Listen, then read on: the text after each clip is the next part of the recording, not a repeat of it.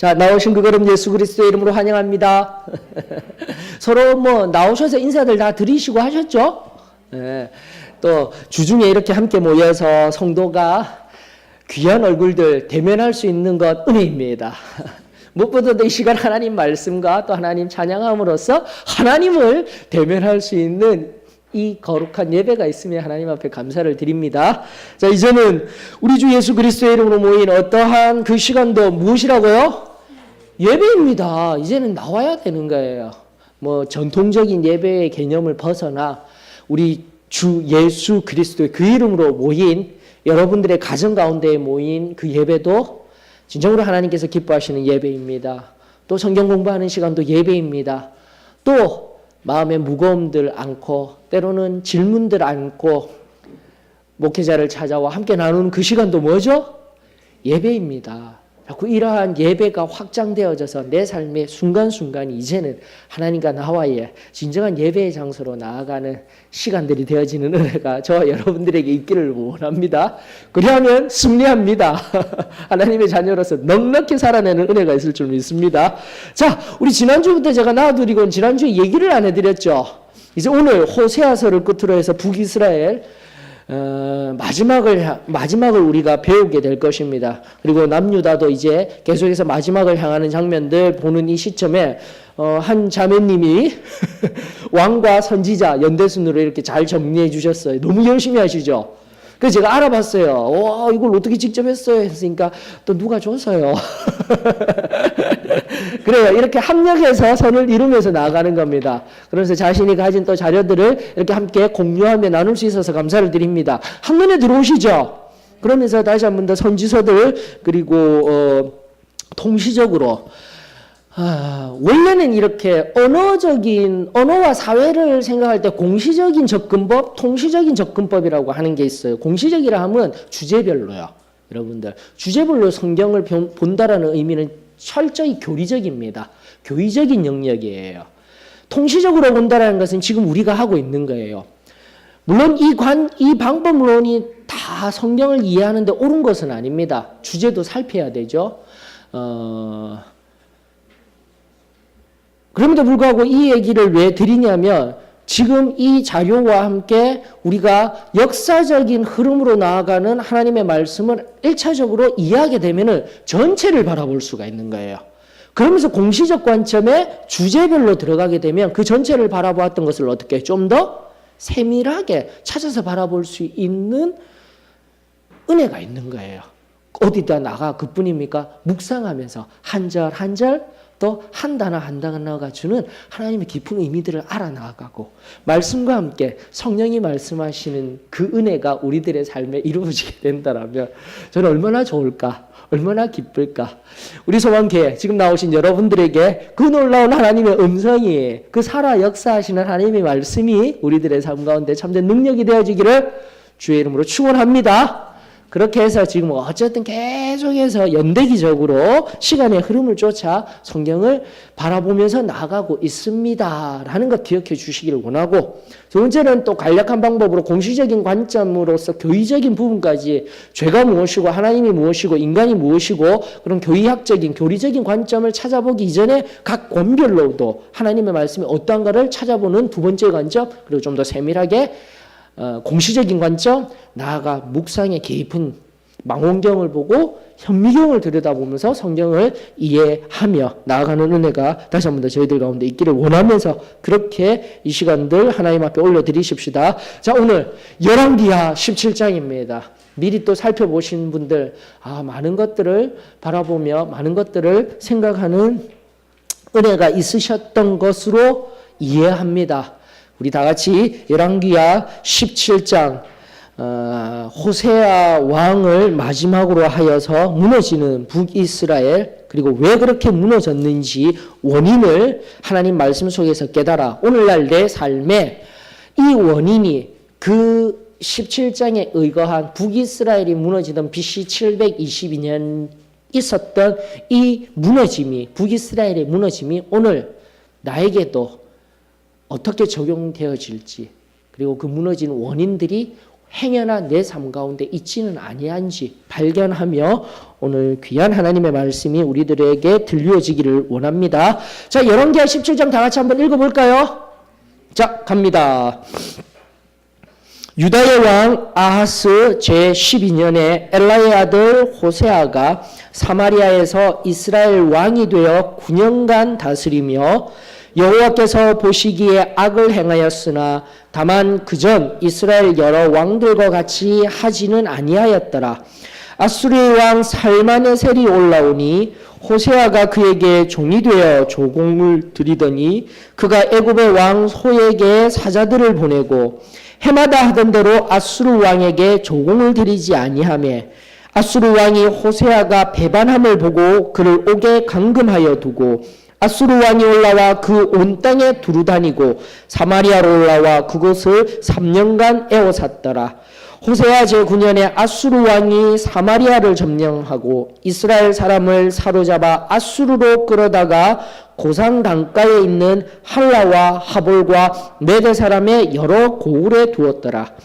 이 일은 이스라엘 자손이 자기를 애굽 땅에서 인도하여 내사 애굽의 왕 바로의 손에서 벗어나게 하신 그 하나님 여호와께 죄를 범하고 또 다른 신들을 경외하며 여호와께서 이스라엘 자손 앞에서 쫓아내신 이방 사람의 규례와 이스라엘 여러 왕이 세운 율례를 행하였음이라.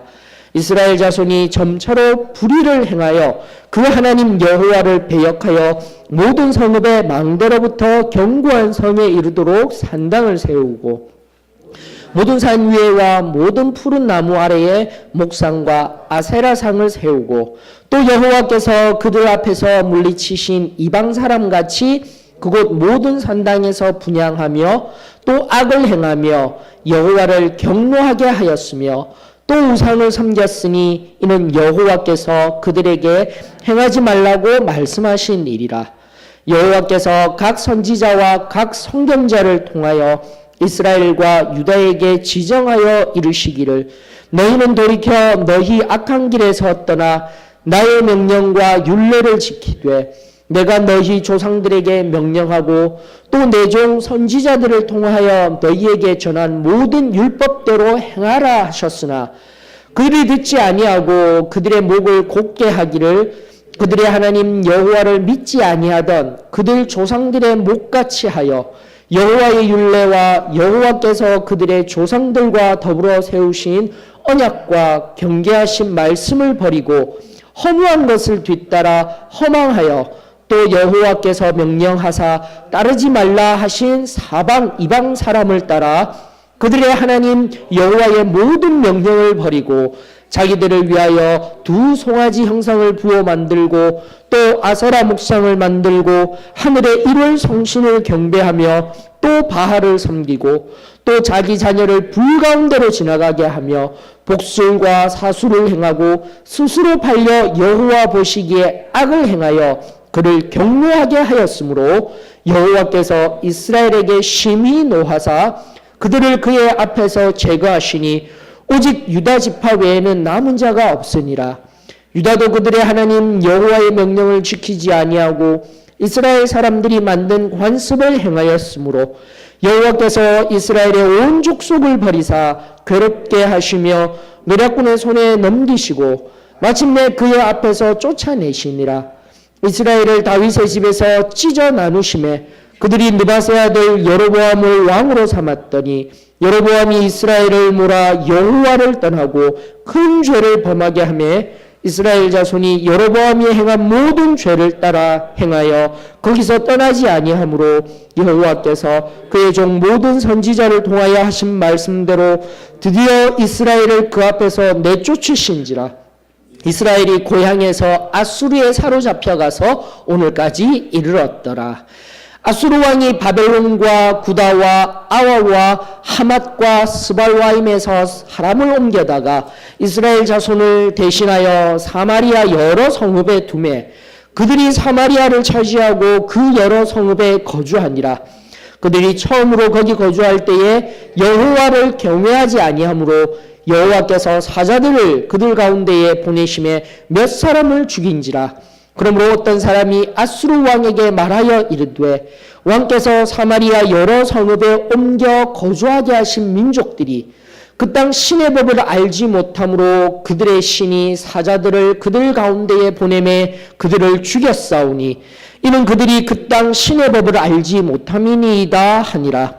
아수르 왕이 명령하여 이르되 너희는 그곳에서 사로잡아온 제사장 한 사람을 그곳으로 데려가되 그가 그곳에 가서 거주하며 그 땅 신의 법을 무리에게 가르치게 하라 하니 이에 사마리아에서 사로잡혀간 제사장 중 한 사람이 와서 베델에 살며 백성에게 어떻게 여호와 경외할지를 가르쳤더라.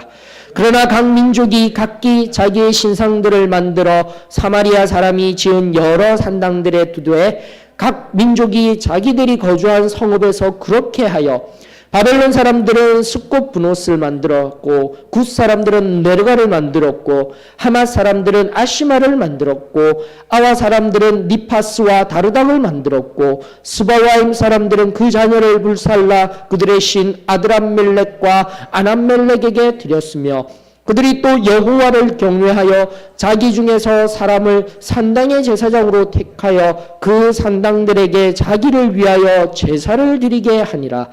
이와 같이 그들이 여호와도 경외하고 또한 어디서부터 옮겨왔든지 그 민족의 풍속대로 자기의 신들도 섬겼더라. 그들이 오늘까지 이전 풍속대로 행하여 여호와를 경외하지 아니하며 또 여호와께서 이스라엘이라 이름을 주신 야곱의 자손에게 명령하신 율례와 법도와 율법과 계명을 준행하지 아니하는도다.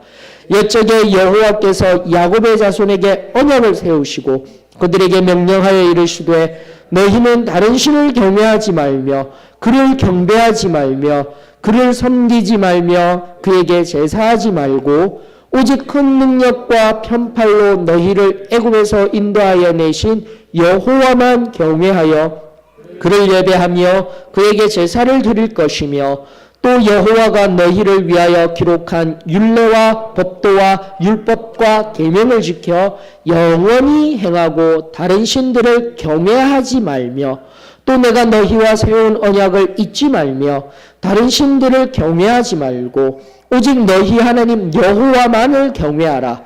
그가 너희를 모든 원수의 손에서 건져내리라 하셨으나 그러나 그들이 듣지 아니하고 오히려 이전 풍속대로 행하였느니라. 이 여러 민족이 여호와를 경외하고 또 그 아로 새긴 우상을 섬기니 그들의 자자손손이 그들의 조상들이 행하던 대로 그들도 오늘까지 행하리라. 아멘. 자, 오늘 성경 정말 하나하나 안 놓치고 싶어요. 성경 해석자로서는요, 정말.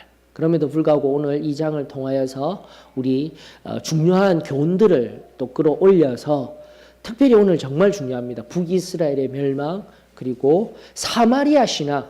예수님 당시에 유대인들이 왜 그토록 사마리아인들을 싫어하고 미워하고 이방인들보다도 더 못하게 대우하였는지를 명확하게 드러내는 하나님의 말씀이 여기 오늘 등장하게 되는 거예요.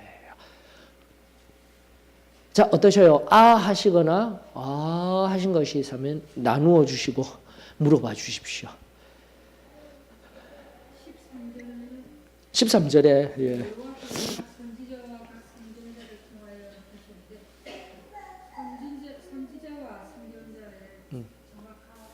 구별을 알고 싶습니다. 그렇습니다. 언젠가 한번 사사기 하면서도 나왔던 것 같아요. 선지자와 선견자, 엄격히 얘기하면 선견자라는 용어는 그 앞전에 많이 등장하였던 용어예요. 선지자 전에. 쉽게 말해서 선견, 말 그대로 바라보는 자, 보는 자의 용어입니다. 또 그리고 성경 속에 등장하지는 아니하지만은 이런 선견자들이 참 많았던 것 같아요. 비전을 본다든가 환상을 바라보거나 히브리어 하존이라고 하였습니다. 맞죠? 계시로도 번역된다라고 하였습니다. 하나님의 음성을 듣는 것이 아니라 뭔가 실제적으로 바라보고 하나님의 뜻을 분별하여서 이야기하는 자. 그래, 좀 더 원초적인 신의 계시를 받는 그런 자예요. 근데 이제는 어떻게 변화되고 있죠, 여러분들? 선견자에서 어디로요? 선지자로 바뀌는 거예요. 선지자는 무엇을 듣는 자입니까? 하나님의 말씀 음성이에요. 여러분들 이것도 굉장히 중요한 경우입니다. 오늘날 특별히 은사주의가 횡행하는 여기서 은사주의가 횡행한다라는 말의 의미 속에서 은사주의가 좋다 나쁘다요? 나쁘다. 항상 그렇게 생각하셔야 돼요. 은사주의 나빠요. 아니에요. 은사주의는 정말 나빠요. 은사는 좋아요. 근데 그 은사주의에 입각해서 오늘날 성경을 해석하고 그 은사주의에 의해서 살피다 보니까 방언받아라부터 시작해서 각 은사에 합당한 지위들, 사도직까지 내어주는 그런 은사주의자들의 교회들이 우후죽순으로 일어나며, 왜냐하면 그 사람들에게 하나님의 현현, 그러니까 신적인 현현을 일어나게 하는 많은 사람들을 혹하게 만드는 그런 시대, 그리고 다원주의와 함께 이성의 시대를 살아간다 하면서도 불구하고 경험적인 것을 요구하는 그 시대에 적합하게 시대적 흐름 속에서 시대의 요청 속에서 은사주의가 이야기를 하고 있는데, 다시 한 번 더 말씀드립니다. 저희들은 오순절 교회 내에서도 거룩함으로 하나님의 은혜가 경험되어지는 것을 원합니다. 막 방방방방 뛰고 다니면서 아무렇게나 막 질서 없이 성령의 충만함의 역사가 일어나는 것 원치 않습니다. 물론 그런 현상이 일어납니다. 하나님의 성령의 능력을 제한하는 건 아닙니다. 일어납니다. 그리고 그때 어떻게 해야 되는 거예요, 여러분들? 절제가 있어야 되는 거예요. 무슨 말이냐면 하나님을 높여 찬양하고 방언을 통해서 하나님을 높인 것까지는 좋아요. 그러나 덕을 생각해서 거기까지잖아요. 거기서 자꾸 더하게 되면 인간이 보이기 시작합니다.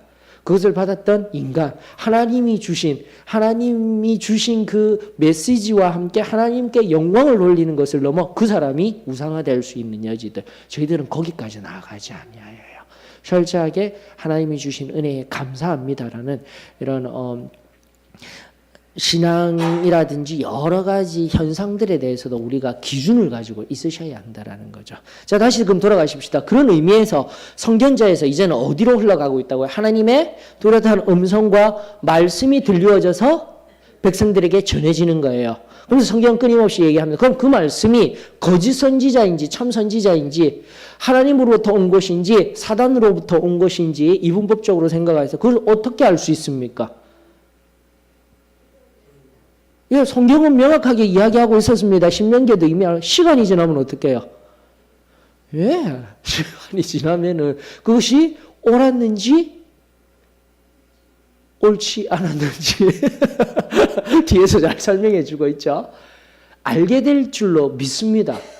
그러니까 성경대로 답을 찾으면 되는 거예요. 지금 막 우화한다고 했다가 또 우화하는 상황 속에 내일 모레 하나님이 오신다고 막 기다리고 다 팔고 기다리다가 안 오셨잖아요. 그런 경우들이 너무 비일비재했잖아요, 여러분들.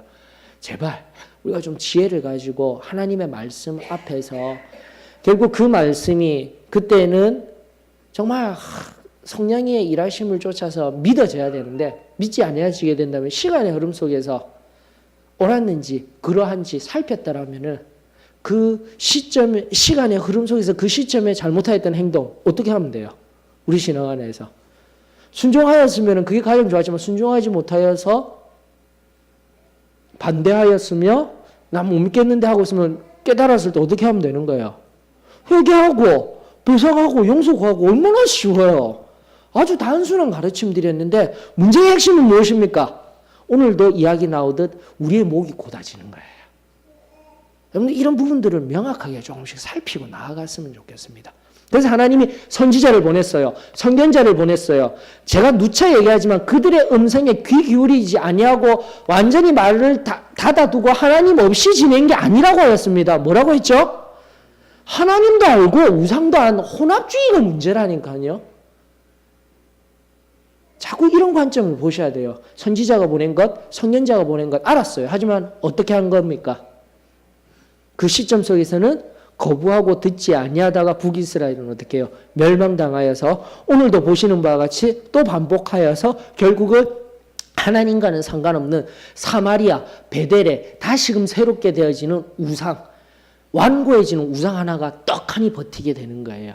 그렇다고 유대교 잘하였을까요? 그나마 잘했어요. 바벨론 돌아가서 무엇부터 회복했죠?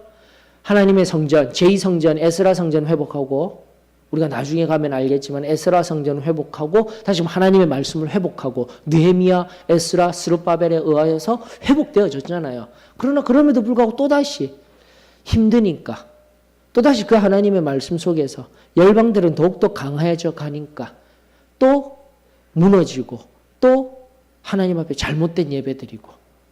그런데 이런 역사 그리고 성경이 말씀하신 바를 깊이 깨달아 오늘의 결론은 하나입니다. 영원히 우리 하나님만을 경외하여야 합니다. 이 말씀이 우리 심령에 꼭 박혀야 되는 거예요, 여러분들. 다시 한번 선지자와 선견자는 순간순간 나올 때가 있어요. 선견자는 앞서도 본 것 같이 말 그대로예요. 히브리어도 동일합니다. 보는 자예요. 보는 자. 나비라는 히브리어 그 선지자의 의미는 뭐예요? 전하는 자. 있는 그대로 말씀 듣고 선포하는 자. 그렇게 정의를 내렸으면 좋겠습니다. 또 다른 부분요?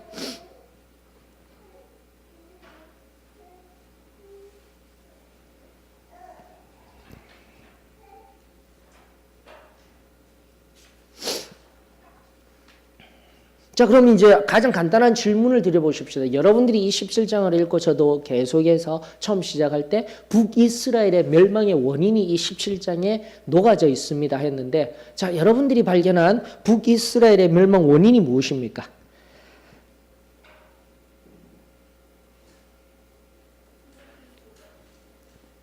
큰 소리로.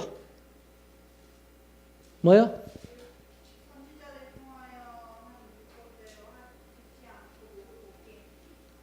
목을 곧게 하였다. 목을 곧게 하였다. 이런 용어 한번 또 살펴보세요. 목을 곧게 하였습니다. 목을 곧게 하였다라는 말은 의미는 뭐죠? 히브리어로는요, 두개골이에요. 그러니까 머리 뒤쪽에 있는 두개골. 특별히. 그러니까 이 두개골이 딱딱하다라는 의미에서 목이 곧아졌다라는 의미로 이렇게 의역되고 해석되어지고 있습니다. 딱딱하여진 상태가 되어져 있다라는 뜻이에요. 불순종과 우상숭배, 목이 곧음, 또요?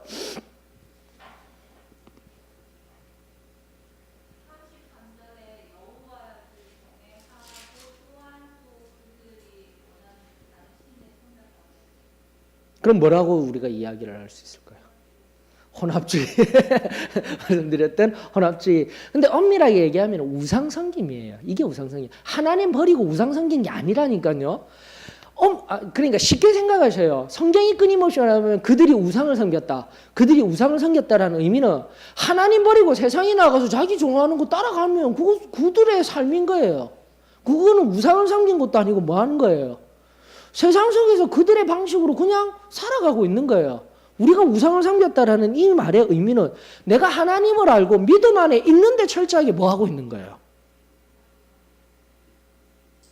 개념을 명확하게 하셔야 됩니다. 여러분들 끊임없이 제가 지금 이 얘기를 하는데 그러면은 간단하게 생각해. 하나님의 은혜 안에 있는 사람과 그냥 일반 자연인에 있는 사람이 있어요. 맞죠? 자, 이 하나님의 은혜 안에 있다라는 것은 우리는 어떤 사람입니까? 여러분들이 아는 하나님의 은혜 안에 들어가 있는 사람. 거룩한 사람. 또요? 그 다음에 성도, 예. 자꾸 개념화 시키셔야 돼요. 여러분들 그냥 관념에서 알고 있는 것들을 두리뭉실하게 하시지 마시고. 또요? 순종, 그렇죠. 순종. 또요? 순종하는 사람. 말씀대로 행하는 사람, 행하는. 그럼 부정의 의미의 성도의 의미들. 이런 것들을 생각 안 해보셨죠? 이게 정적인 거라면은. 부정의 의미의 성도를 지칭하는 용어들. 성경 속에서. 지금 얘기하는 거예요. 불순종. 이 사람들한테 불순종이라고 얘기할 겁니까? 여러분, 이런 개념들이 안 잡혀져 있다니까요. 맞습니까? 하나님도 모르는 사람 보고 불순종한다라고 얘기하고 있어요? 왜? 그러니까 우리가 진짜 용어 정립을 올바로 하지 않냐면은 나는 세상에 있으나 세상에 묻어 있는 사람이 될 수 있다니까요. 아무 생각 없어요. 정말 이렇게 생각. 맞죠? 아주 잘 불순종. 그럼 또요. 부정의 의미에서 우상 섬기는 사람. 지금도 끊임없이 얘기하는 사람 이 영역인 거예요, 여러분들. 이쪽 사람들 보고 하나님도 모르고 은혜도 모르는 사람 보고 우상 섬긴다고요? 그래서 여러분들 특별히 불교를 믿고 다른 종교를 믿고 있잖아요. 근데 우리가 일반적으로 우상을 섬기는 사람 잘못된 거 이거는요. 그 사람들에게 은혜도 안 되고 기분만 아주 뭐라고 표현할 수 없는 기분 있잖아요. 세상적인 용어 그런 용어예요. 그들이 믿고 있는 신 잘 섬기는데 우리 입으로 기독교인이 우상을 섬기고 있다라고. 이건 철저하게 우리 안에 우리 용어예요. 이해되셨습니까? 이거 굉장히 중요한 관점들입니다. 근데 믿는 우리들은 전혀 그런 생각 없어요. 그러니까 함부로. 그래서 이제 어느 한 복음주의 신학자가 이야기할 때 무례한 기독교 얘기가 바로 여기에 나오는 거예요. 물론 잘못된 신을 섬기고 있는 그들을 이성과 그리고 진정 진리를 통해서 변화시키고자 하는 노력은 필요한데 그들에게 가서 이런 용어 사용하게 되면은 그들은요 화나는 거예요. 나는 지금 잘 섬기고 있는데 잘하고 있는데. 그러면서 여러분들 우상을 섬긴다라는 의미에 대해서 좀 더 한 번 더 개념과 관념들을 좀 정확하게 이해하셨으면 좋겠습니다. 물론 우리 관점에서는 이들이 우상을 섬긴다라는 의미로서 우리는 충분히 이해할 수 있지만 세상 사람들도 이해할 수 있는 용어와 함께 사용하는 용어가 되어지지 않으면요 우리의 진리는요 세상 가운데 드러나지를 않습니다. 괴팍한 사람이 되는 거예요. 완악한 사람이 되는 거예요. 나는 잘 믿고 나는 진리를 전하려고 하였는데 우리 삶 속에서 끊임없이 옹고집의 사람들, 소위 말하는 개독교인들이라는 소리 듣기 딱 좋은 용어들로 사용하고 있는 나는 열심히 했었다라고 생각한 내 언어들, 내 행동들 다시 한번 뒤돌아봐야 돼요. 여러분. 굉장히 중요한 영역들입니다. 그리고 또요. 오늘 우상 나왔으니까 여기까지만 할까요? 그럼 여기에 있는 사람들은 여러분들은 뭐라고 지칭할 겁니까? 그래요. 하나님을 아직 모르는 사람들 가장 간단해요. 그들은요. 악한 사람들요? 죄인들요? 그게 아니라고 했잖아요. 저는 가장 간단하게 얘기해 드렸잖아요. 이 사람들은 다른 건 아닙니다. 신학적으로는 또 자연인이라고 얘기해요. 하나님을 모르기 때문에 자연 그대로. 맞죠? 자연 그대로라면 뭐가요? 안에 부패된 그대로 부패성을 가지고 있으니까. 그리고 그들이 미워하면 되는 것이 아니라 우리가 정말 하나님을 안다 하면서 그들을 왜 미워할 수 없습니까? 그들이 잘못된 게 아니라 그들 뒤에 있는 뭐가 문제라는 거예요. 왜 교회에서 끊임없이 이걸 가르쳐야죠. 그러면서 그 사람은 어떻게 해야 돼요?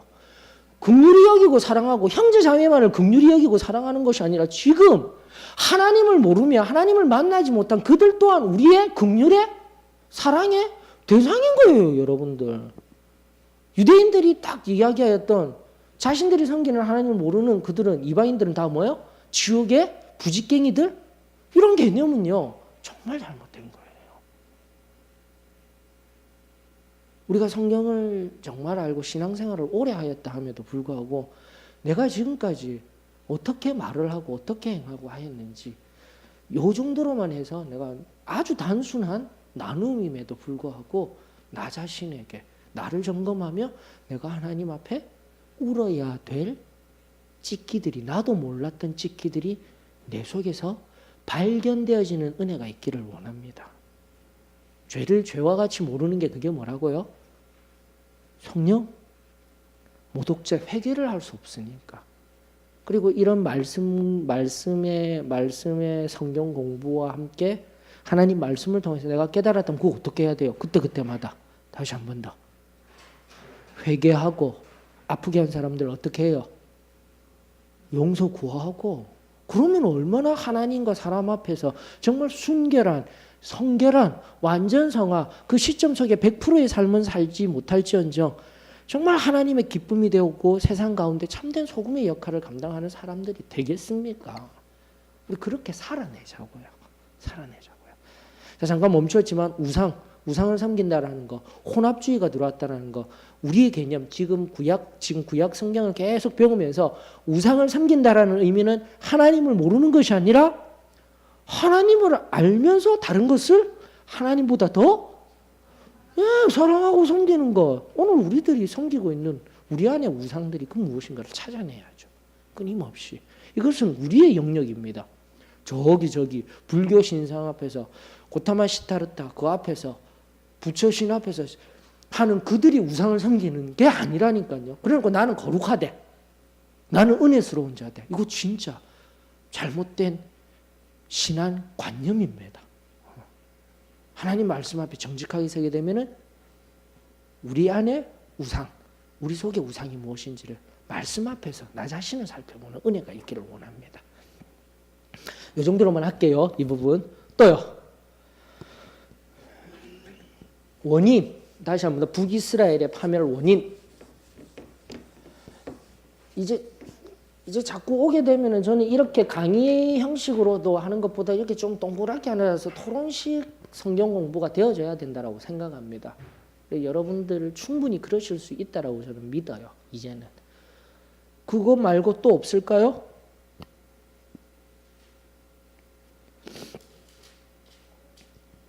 팔 절 한번 보십시오. 우리 한번 이제 그럼 저하고 한번 가보십시다. 북이스라엘의 멸망의 원인 8절에서 멸망의 원인이 뭐예요? 물론 7절이요. 전체를 다 나타냅니다. 7절 다 같이 읽습니다. 시작. 이 일은 이스라엘 자손이 자기를 애굽 땅에서 인도하여 내사 애굽 왕 바로의 손에서 벗어나게 하신 그 하나님 여호와께 죄를 범하고 또 다른 신들을 경외하며. 맞습니까? 여러분들 한 관점을 유지하십시다. 여러분들 죄가 무엇입니까? 여기서 말하는 죄를 범하고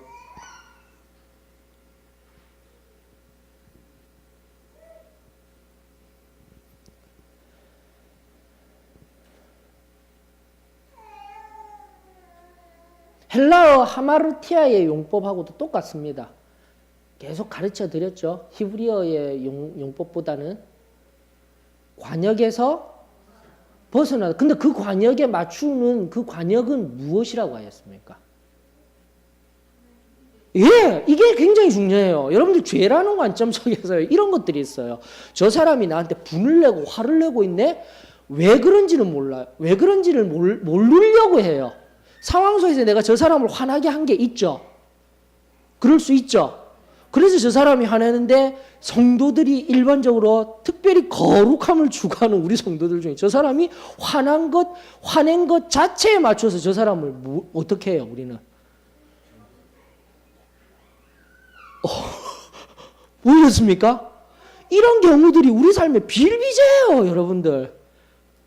지금 당사자인 나에게 내 행동에 대해서 내가 무언가에 있어서 화가 나서 화를 내고 있는데 아주 하나님의 편에 서서 그 마음속에 화를 일으킨 것 자체로부터 정죄라고 생각하고 있는데 문제는 내 안에 뭔가 문제가 있는 거예요. 나를 기분 나쁘게 하였다고 저 사람은 죄를 범하고 있다. 이렇게 생각하고 살아가는 성도들이 생각보다 많더라고요. 여러분들 어떠셔요? 죄에 대한 개념을 명확하게 하셔요. 여러분들 죄는요. 하나님의 뜻 안에서 벗어난 것입니다. 내 뜻, 나를 기분 나쁘게 하고 나를 좀 불편하게 하고 나를 귀찮게 하고 내가 중심이 되어서 생각하면서 무언가 판단하고 있다라면 지금 어떠한 상태라는 거예요. 그 내가 바로 왜?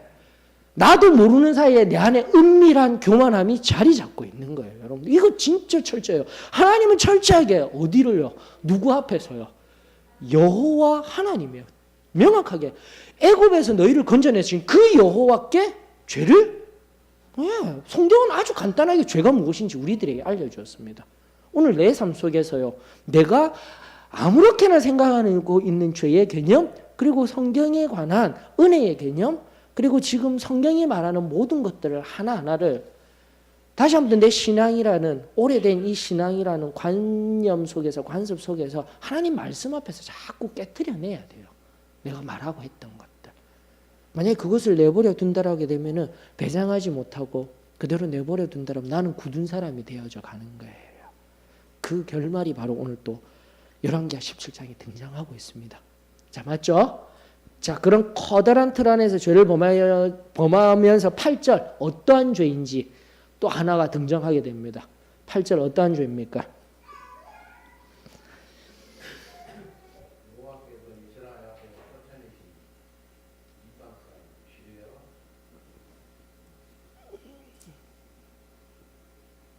이방 사람의 규례와 왜? 여러분들 이게 핵심입니다. 하나님은 여호와 하나님의 율법과 계명과 율례를 기억하여 지켜라 했는데 지금 뭐예요? 첫 번째는 이방 사람. 다시금 얘기하지만은 우리 하나님을 섬기는 그 하나님이 주신 율례가 아닌 이방 다른 나라들의 규례들, 율례들, 우리가 알듯 율법들, 그리고 우상을 섬긴다라는 의미 속에서 다른 신들을 섬김으로 말미암아 그들이 하고 있는 모습들. 그리고 또 중요한 것은 뭐예요? 북이스라엘이라는 커다란 공동체의 관점 속에서 그 북이스라엘을 이끌어 나갔던 누가 만든 거예요? 왕이 만든 것들. 왕이 만든 것들. 이게 뭐라고요? 바로 멸망의 원인 중 아주 중요한 요소였다라는 겁니다. 바꾸어 말할까요? 하나님의 말씀의 근거에서 떠난 교리적인 전통은 교리적인 전통입니까? 아니면 지금 이야기하는 8절에 근거한 이스라엘 왕이 만든 규례입니까? 왜 그렇게 여러분들을 정의하죠? 전통, 교회의 전통, 다른 말로 하면은 교리. 바로 그게 핵심이에요, 여러분들. 철저하게 이 중심이 돼야 돼요. 하나님 뜻 중심, 하나님 말씀 중심이 돼야 돼요. 전통과 교리라는 것은요, 철저하게 어디에 맞추어져야 돼요? 뜻. 다른 말로 말씀에 근거해야 되는 거예요. 어떤 원칙이 있다 할지라도. 자, 그렇다면 오늘날에 일어난 전통에 의한 교리에 의한 지난주에도 다룬 오늘 시끄럽게 하고 있는 세습의 문제 이 보이잖아요.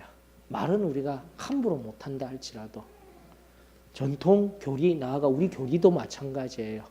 우리가 교리를 잘못 적용하고 하나님의 뜻과 말씀 없는 교리 적용하게 되면요. 무엇이 된다고요? 8절의 말씀과 같이 그 이스라엘을 멸망에 가오른 대로 인도한 왕의 율례들이 될 수 있다라는 것을 우리는 깨달아야 하는 것입니다. 자, 그러므로 교리가 먼저입니까? 말씀이 먼저입니까? 교리는요. 바뀔 수 있습니까? 없습니까? 예, 이제는 이렇게 얘기해야 돼요. 그리고 그 교리가 정말 하나님의 말씀에 입각한 교리인지를 어디에서요? 말씀에 의하여서 살펴야 되는 거예요.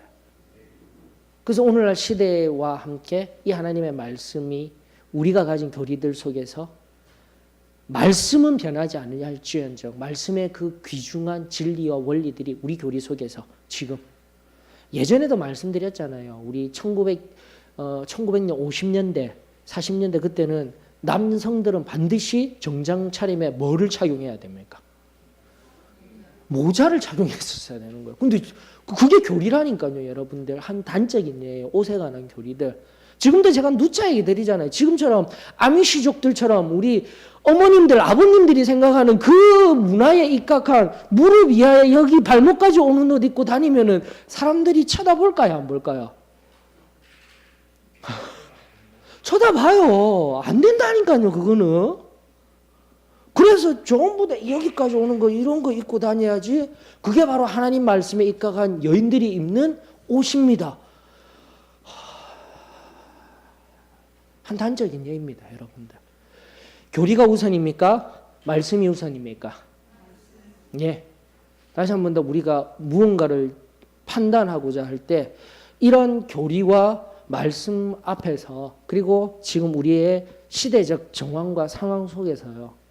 내가 지금 가지고 내가 판단하고 있는 것들이 교리적인 입장인지 그리고 그 교리가 정말 하나님 말씀에 입각하여서 우리 한 영혼을 살릴 수 있는 건지 엄밀히 이야기하면 하나님의 말씀에 의해서 정말 죄 짓는다라는 그 관점 속에서 정죄하는 교리로서 자리 잡고 있지는 아니한지 우리 살폈으면 좋겠습니다. 철저히 하나님의 뜻과 말씀에 입각한 전통과 교리, 즉 하나님이 주셨던 것에 우리는 충실해야 할 줄로 믿습니다. 아멘이시죠? 예, 우리 그렇게 나아가는 은혜가 있었으면 좋겠습니다. 두 번째는 또 뭘까요?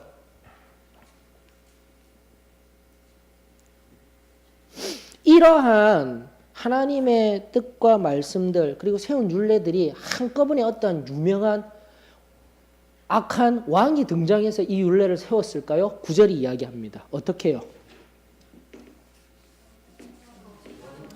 와, 이게 보이셔야 되는 거예요, 여러분들. 갑자기 한꺼번에 무슨 죄가 딱 들어오고 북이스라엘이 잘못된 길로 갔던 것들이 들어온 게 아니에요. 물론 기준은 있었습니다. 어떤 기준이죠? 북이스라엘 왕, 악한 것을 이야기할 때마다 누구의 길? 여로보암의 길이에요. 그래서 성경에도 보면 여로보암의 큰 죄라는 거 단수로서 여러분들이 기억해야 돼요. 뭡니까? 여로보암이 잘못한 게 뭐예요? 예, 그게 핵심이에요. 여기서 말하는 이 19장 속에서 말하는 것은 즉 우상을 만들었어요. 어떤 우상이죠? 두 송아지를 만들었다고 하였습니다. 맞습니까? 두 송아지 어디요? 베델과 북이스라엘 그러니까 베델도 남단이에요. 북이스라엘 편에서는요. 즉 온 유대 땅을 의미할 때는 북쪽으로는 단, 남쪽으로는 브엘세바입니다. 성경이 말할 때 브엘세바예요. 브엘세바는 남유다에 속한 지역이고 북이스라엘에 있어서 최남단은 어디요? 베델인 거예요. 베델에서 단. 바로 거기에 세워두어서 가까운 사람 가서 거기에서 뭐 섬기라고요? 여호와 하나님 섬기라고. 이게 핵심이에요. 또다시. 여호와 하나님 섬기라고 뭘 만들었다고요? 송아지상을 만들었던 거예요.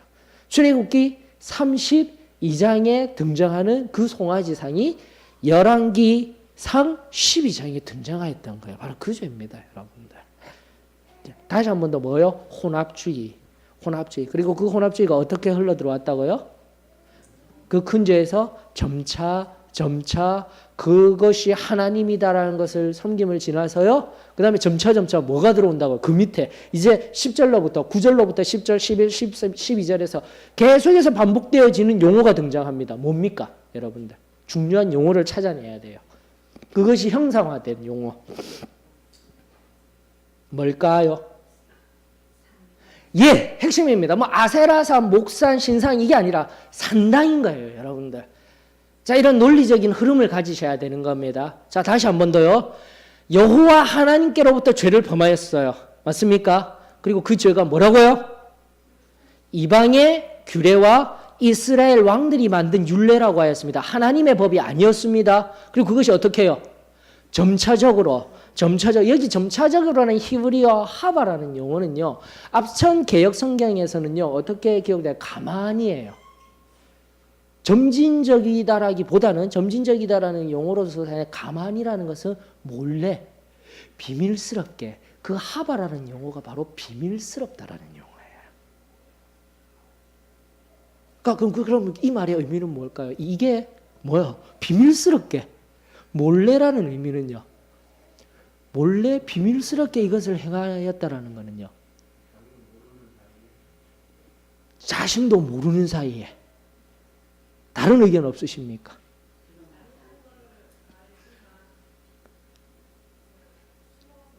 이게 핵심인 거예요. 이게 더 정확한 의미인 거예요. 이게 잘못된 걸 알기 때문에 몰래 하는 거예요. 숨어서 하는 거예요. 이게 바로 이스라엘들이 행한 거예요. 자, 그렇다면 여러분들 지금 내 삶을 점검하십시다. 우리는 하나님의 은혜로 말미암은 하나님의 자녀임을 믿습니다. 근데 지금 내 삶 가운데 몰래 숨어서 뭔가 하는 것 있으셔요? 몰래 혹시 한 잔씩 하시는 분들 계십니까? 몰래 어떤 오프라인 모임 가지시는데 다 얘기하죠. 동양화 감상하는 모임입니다. 그럼 좋은 모임 하고 계시는데요. 하는데 제가 말씀드린 동양화 감상 뭐죠? 그러죠. 미화에서요. 몰래 동양화 감상하시고 오시는 또 서양화 감상도 하시잖아요. 왕의 자태와 여왕의 자태를 감상하고 오시는 분. 포카 카드라든지. 그런데 이게 우리는 숨어서 이러고 있는 줄 알아요. 도박은 지금 현대인들의 굉장히 심각한 중독 현상 중에 하나입니다. 믿는 사람 중에 지금 도박에 빠진 사람이 없을까요? 예, 심각하게 여기셔야 돼요. 제가 우스개와 같이 하고 있지만은 오늘날 인터넷이라든지 온라인이라든지 오프라인을 넘어서 내가 조금만 관심을 가지면은요, 도박 충분히 가실 수 있습니다. 혹시 강원도 가면서 정선 카지노 가신 분 계십니까? 재미로 그냥 한번 갔었어. 그건 재미로 할 곳이 아니에요. 한번 가셔서 한번 딱 획득하게 되면 그때로부터 이제 조금씩. 어디 그뿐입니까? 오늘날 모바일 게임에 처음에는 1,000원, 2,000원 했던 것들이 어떻게 돼요? 몇만 원, 몇십만 원, 몇백만 원, 몇천만 원 단위로 왔다 갔다 하고 있어요, 지금. PC는 그나마도 규제를 하는데, 여러분들 이런 현상들을 바라보면서 내 삶 속에, 자, 가장 쉬운 것은 하나님이 계시다 이러면서도 지금 하고 있는 그 개념이 아니라, 여러분들이 지금 내가 아는 성도가 만약에 집에 갑자기 찾아왔는데 내가 다 덮어버리고 막 안 하려고 하는 그 무언가가 있어요? 제가 종종 그럽니다.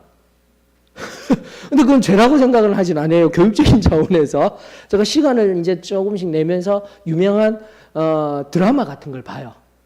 왜냐하면 드라마 속에 현대인들의 생각이 녹아져 있어요. 근데 그 시간을 지금 제가 언제 보겠습니까? 순간순간 이제 시간이 짬날 때 한 번씩 보는데 그때 누가 옵니까? 영민이가 와요. 영민이가 막 우는 소리가 들으면 쟤는 소리 크거든요. 어떡할까요, 제가? 후다닥 꺼요.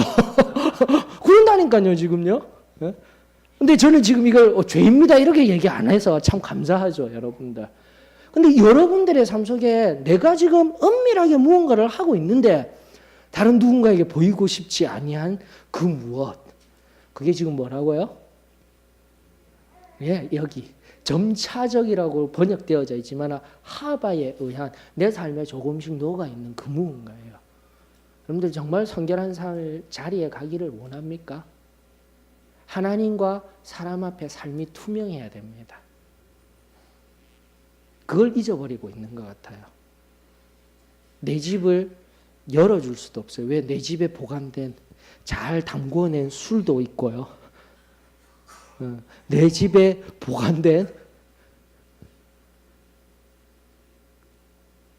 여기까지만 하십시오. 더 들어가면 막 시험 드실 분들이 많으실 것 같아요. 정말이에요, 여러분들. 지금 마찬가지예요. 우리 삶 속에 얼마나 악하고 두려운 일들이 아무렇게나 있는지. 근데 일반 교회에 가면 이런 얘기가 그게 뭐 죄입니까? 이렇게 하고 있는 게 지금 우리의 오늘날의 현실인 거예요. 자, 그러면서 우리는 아파야 돼요. 자, 어떠셔요? 북이스라엘의 멸망을 향하던 그 시대적 모습과 오늘날 우리가 믿는다 하면서 살아가고 있는 우리의 모습과 다른 것일까요? 정말 다를까요? 예. 영적으로 우리가 조금 더 민감해져야 합니다. 우리의 삶, 지금 내 삶 속에 행하고 있는 것들 하나하나 우리 자신을 뒤돌아보며 조용히 다른 사람의 눈을 피하여서 하고 있는 일, 그리고 나가 점차적으로 내 삶의 악한 관습들, 찢기와 같이 내 삶 속에 끼어 있는 그 버리지 못하는 악한 습관들, 아무렇지도 않은 듯이 내버려둔 그것들로 인하여서 지금 내 영혼의 도성에 쓴뿌리들로, 쓴가시들로 어둠의 그늘을 들이고 있는 그 상황 속에서 우리는 다시금 정결한 자리로 나아가야 할 줄로 저는 믿습니다.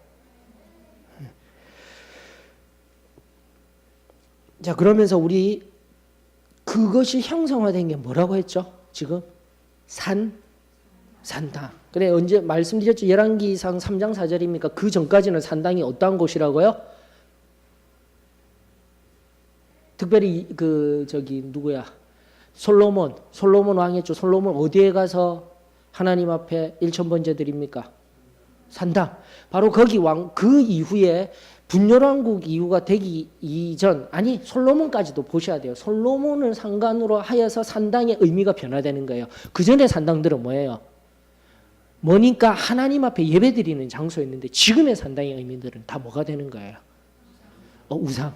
그러니까 나 자신, 교만하면 우상이 될 수 있고 나 자신을 필두로 한 다른 형상들을 만든 것을 세워두고 있는 철저한 그 악한 산당의 의미들이 지금 현재로서는 명확하게 드러나고 있는 것들입니다. 자, 여기서 말하는 산당, 히브리어의 뜻은 바마트라고 명확하게 되어져 있는데 이 산당이라고 이렇게 기록되어질 수도 있지만은 그 바마라는 용어 자체는 무슨 뜻이냐면은 높은 곳이에요.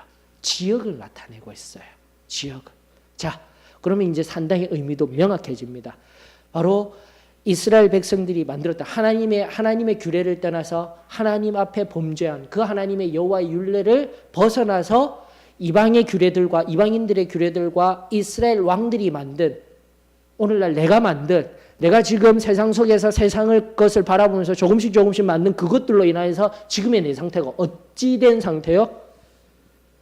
무언가를 섬긴다라고 산당을 생각하는 것이 아니라 지금 방금 말씀드린 높아진 내 지금의 상태, 하나님 앞에 납작 엎드려서 경배드리고 하나님을 높여야 할 예배의 자리에서도 나는 거만하게, 나는 꺾이지 아니하고 목이 꺾이지 아니하고, 여러분들 이 용어의 이 논리적인 과정 속에서요, 그 뒤에 13절 이하로부터요 한 번 더 재진술하는 것 뿐이에요. 똑같은 용어, 비슷한 용어들로 여러분들. 점차로 하나님의 앞에서 멀어지는 상태를 16절에서는 뭐라고 이야기를 하고 있습니까?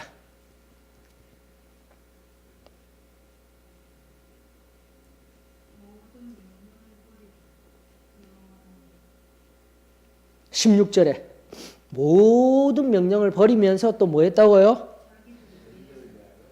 맞죠? 다시금 명확하게 하나씩 확장해서 다 말씀해줘. 모든 명령, 하나님의 명령입니다. 버리고 누구를 위하여서요? 자기를 위한 거예요. 우상은 철저하게 자기를 위한 거예요. 하나님 알고 계시다니까요.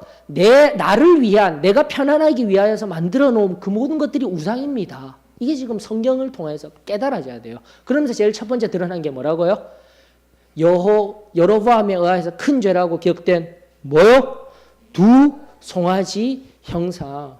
근데 처음에 그게 시작한 게 뭐예요? 이게 하나님이었다니까요. 하나님이었다는 거예요. 거기서부터 시작되는 겁니다. 내가 하나님을 위하여서 지금 하고 있는 일들, 처음 그렇게 시작하였는데, 특별히 이제 한국에 성장한 목회자의 차원에서 보라는데, 하나님을 위하여서 열심히 어렵게 목회를 시작해서 오늘날 거대한 교회를 이끌어놓은 우리 목사님들에게 있어서의 우리가 적용할 수 있는 지금의 말씀이 될 수가 있는 거예요.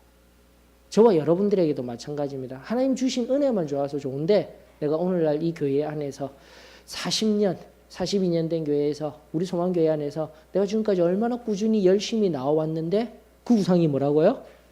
두 송아지 우상일 수 있다는 거예요. 여러분들. 그러면서 이제는 어떻게 됩니까? 하늘에 뭐 아세라 섬기고 바알 신 섬기고 하는 것도 문제도 아닌데 뭘 또 섬겨요? 1월 성신이 뭡니까? 해와 달과 별. 아니 하나님을 알고 하나님을 섬긴다면서요. 그런데 왜 해와 달과 별들 그런 것들을 섬길 수가 있죠? 제가 왜 이런 질문을 드립니까? 여러분들에게 왜? 하나님을 안다 하면서 어떻게 해와 별과 달을 섬길 수가 있냐고요. 북이스라엘 사람들은 섬겼다라고 이야기를 하는데,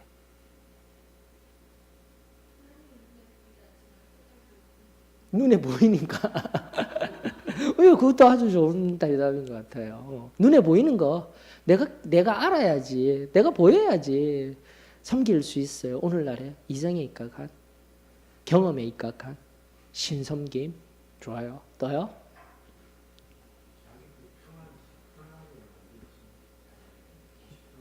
밑이 편한 거, 눈에 보이는 거, 예, 눈에 보이는 거, 눈에 보이는 거. 또요?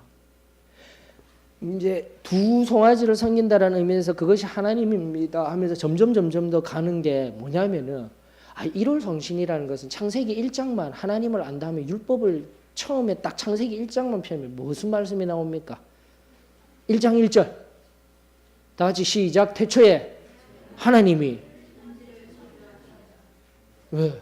그 천지 창조 중에 창조물 중에 뭐가 있습니까?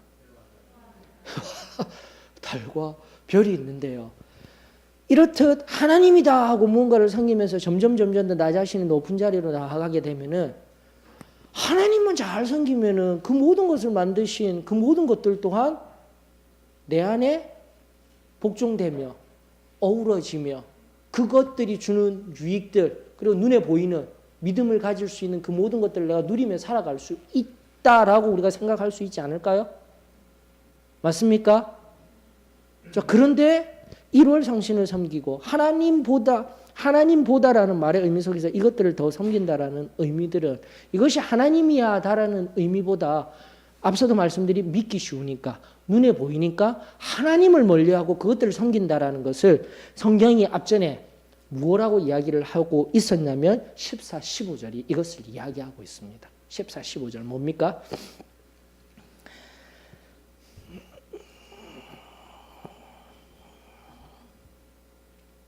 목을 곧게 하였다라고 하였습니다. 산당이 되어진 것이에요. 그리고 하여 15절에요.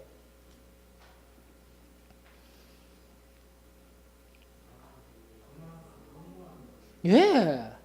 허무한 것을 뒤따라 허망하여진 상태가 바로 이 1월 성신을 섬기면서 하나님을 섬기면은 1월 성신 그 모든 것들이 조화롭게 나와 함께 할 수 있는 것들인데 하나님을 섬기지 아니함으로 말미암아 1월 성신 섬기고 지금도 내가 따라가는 오늘날로 하면은 여러분들 돈, 물질 그냥 기복주의가 아니라 그것을 목적으로 한 신앙이 아니라 내가 정말 하나님을 온전히 섬기면 하나님이 우리에게 자족할 만큼 만족할 만큼 그 돈, 물질 주실까요? 안 주실까요? 예, 저는 주신 줄로 저는 믿습니다. 이게 핵심인 거예요. 그런데 우리는 지금 뭐 하고 있는 거예요? 이 돈이 사라질까? 내 작은 아파트가 사라질까? 하나님이 복으로 내어주신 내 자녀들이 잘못될까? 오히려 여기에 함몰하고 여기에 내가 침잠하고 집착하면서 놓지 못하고 택하고 행하고 했던 그 모든 순간순간이 뭐예요? 1월 성신을 섬겼던 이 이스라엘 백성들과 다를 바가 없었습니다. 고백해야 되는 거예요, 여러분들.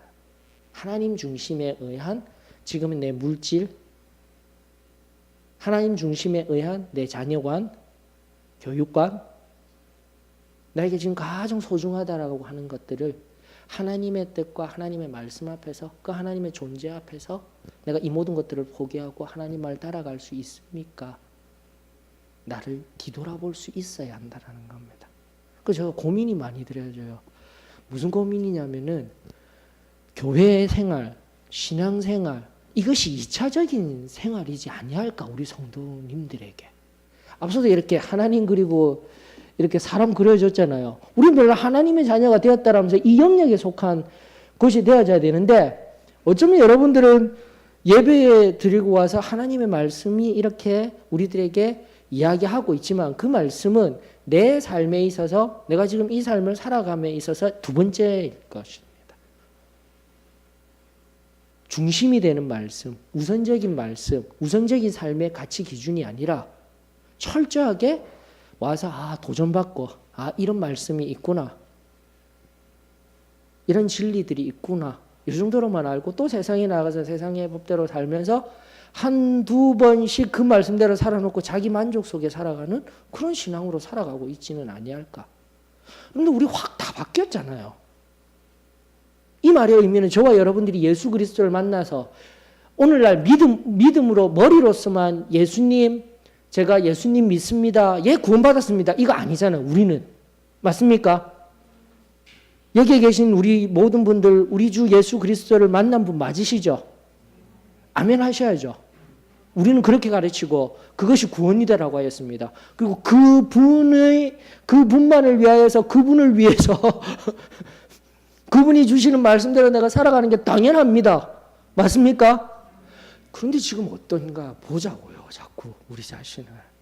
제가 지금 한 말이 목사님 그거는 너무 극단적인 말씀이었던 것 같아요. 그런데 내 삶을 지금 한번 뒤돌아보셔요. 예수 그리스도로 말미암아 내가 그분의 뜻대로 살겠습니다. 성결함을 입었을 때도 그 완전성화라는 개념은 하나님의 욕망, 하나님이 사랑하시고 하나님이 원하시는 욕구대로 살아갈 수 있는 것입니다. 우리는 그렇게 알았었고 그렇게 경험하였음에도 불구하고 지금 내 삶이 어떠한 삶이냐고요. 하나님의 뜻, 하나님의 말씀, 하나님이 우리에게 주셨던 그 부어주셨던 은혜는 두 번째 문제고, 지금 세상 속에서 세상 사람들과의 상대적인 관점 속에서 이 사람들에게 손가락 들지 아니할 만한 삶은 살아가시려고 살면서 가고 있는 우리의 모습이지 않습니까? 라는 질문을 던져야 될 시점이라고 저는 생각합니다. 우리가 이 말씀을 알아보면서 정말 1월 성신을 섬기고 어떻게 하나님을 섬기는 사람들이 그 1월 성신을 섬기고 아세라 다른 바알들을 섬겼지? 점진적인 차원에서요. 그들에게 있어서 그들은 그것이 하나님인 줄 알았고요. 첫 번째로는, 그러나 우리가 지금 말씀 속에서도 보았다시피 정말 하나님인 줄 알아서 섬긴 것이 아니라 비밀스럽게 알면서도 이것이 하나님 앞에 부끄러운 것인지를 알면서도 조금씩 행하였던 것이 이제는 내 안에 어떻게 된 걸까요?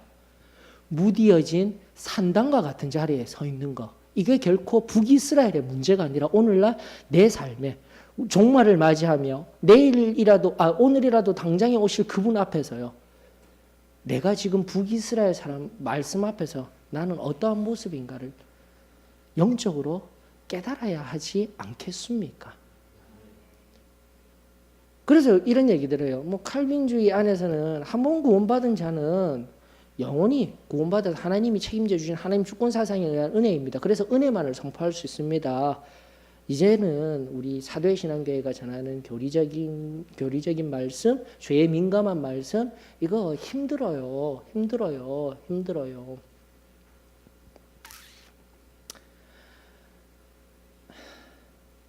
고민이 많습니다. 정말 고민이 많습니다. 그런데요, 성경 말씀 앞에 설 때마다 제가 고민이 많다는 얘기는 다음에 같이 나누면서 갔으면 좋겠습니다. 그런데 보셔요. 지금 이 말씀 앞에 정직한 심령으로 서게 되었을 때 정말 하나님이 나를 천국에 데려가실 수 있을까? 저는 지금도 하나님 앞에 두렵고 떨리는 마음이에요. 그런데 이것이 하나님 앞에 진정으로 지금 여기에서 말하는 여호와 하나님을 경외하는 마음이다라고 저는 생각합니다. 다른 얘기 안 하고 싶어요. 하나님의 주권에 의해서 그 경외라는 용어가 하나님의 은혜로 대치되어져 버린, 어렵습니까? 지금 제가 드리는 말씀이 다시금요. 여호와를 경외한다라는 이 용어가 하나님의 은혜와 사랑으로 대치되어졌지만 경외라는 용어는요. 철저하게요. 이 히브리적인 용어는 두려움이라고 했습니다. 맞습니까? 고대 근동의 어떤 절대적인 존재 앞에서요. 덜덜덜덜 두렵고 떨리는 마음인 거예요. 그러나 우리 성도들에게서는 뭐예요? 경외라는 용어로 경배하고 뭔가 그 절대적인 존재 자체가 내 아버지와 같이 친밀함으로 말미암아 그분이 나에게 정말 위대한, 오늘 찬송하기 위대한 사랑, 아름다운 사랑 나에게 주신 놀라운 분이야. 이게 있어야 된다라는 거예요. 그 경외함이 있게 되는 이 교리적인 진리가 오늘날 은혜에 의한, 하나님 주권에 의한 은혜로서만 살아내고자 하는 그들과 전혀 다른 하나님 앞에선 우리의 솔직한 인간의 모습이다라고 저는 그렇게 이야기하고 싶어요, 여러분들. 경외함이 있어야 돼요. 지금도 여호와 하나님의 율례를 지키고 법도를 지키고 나아가는 그 한 걸음 한 걸음은 여호와를 경외함으로 나아가야 한다라고 성경은 끊임없이 우리들에게 이야기하고 있었습니다. 하나님의 은혜가 아니에요. 엄밀히 이야기하면. 다른 여러 가지 이야기들을 나누고 싶지만 저는 이 한 관점으로만 정말 내가 지금도 하나하나 내 걸음을 걷고 나아간다. 이 허망한 것들을 섬기며 나아간다. 우리 잠깐 내려놓고 지금 내 삶에 하나님이 아닌 하나님을 따라가며 나아가는 삶 속에서 정말 내 걸음이 여호와 하나님의 그 눈 앞에서 두렵고 떨리는 마음으로 나아가고 있는 삶의 걸음인지 아니면 그냥 다람쥐 쳇바퀴 돌듯이 왔다 갔다 하며 나아가는 삶인지를 말씀 앞에서 저는 겸손히 엎드려 여호와 하나님의 그 은혜의 청결한 자리 앞에 설 수 있는 저와 여러분들이 되었으면 참으로 좋겠습니다. 그러려면 아주 쉽다니까요. 엎드리면 돼요. 지금도 제가 우선성의 문제라고 이야기를 하고 있습니다. 하나님의 말씀을 안다라는 것은요, 깊이 살핀다라는 것은 확고한 믿음을 가지고, 제가 이번에 깨달은 것이 지금까지 열심히 외치고 한 것들은 믿음에 근거한 외침이었는데, 믿음조차도 없으면 그 모든 도전들이, 모든 권면들이 들리지를 않는다라는 걸 깨달았어요. 예.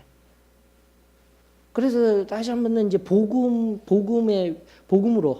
하나님이 이제는 일반 성도들이었기 때문에, 기존 성도들이었기 때문에 하나님의 인도하심 따라 저는 당연한 듯이 선포했는데, 기존 성도들이라 할지라도 제가 알았어요. 믿음과 은혜가 오늘 말씀 앞에서도 마찬가지죠. 북이스라엘 사람들과 같이 원래 하나님인 줄 알고 섬겼던 두 송아지로부터 시작해서 아세라, 이방인의 것들, 아세라 바알 신상 섬기고 나가 일월 성신까지 그 허망한 것까지 섬기는 그 자리에서와 같이 우리도 믿음 생활을 쭉 하고 왔다고는 하지만 승리의 신앙에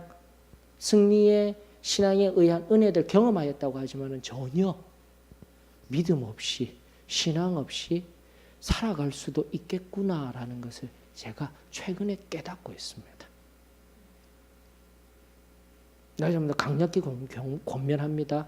우리가 한 걸음 한 걸음 나간다라는 것은 여호와 하나님을 경외함으로 나아가야 합니다. 바로 그렇게 나아가는 걸음 앞에 하나님의 말할 수 없는 은혜들이 임하게 되는 거예요. 이걸 빨리 깨달아야 돼요. 내가 정말 하나님의 은혜로 말미암아, 그냥 내가 아무렇게나 다니면서 하나님 은혜로 말미암아 내가 살아가는 거야. 이렇게 하면서 내가 자기만족적인, 은혜도 없는데 그냥 내 걸음이 쉽게 가는 속에 언제나 하나님의 은혜가 있어.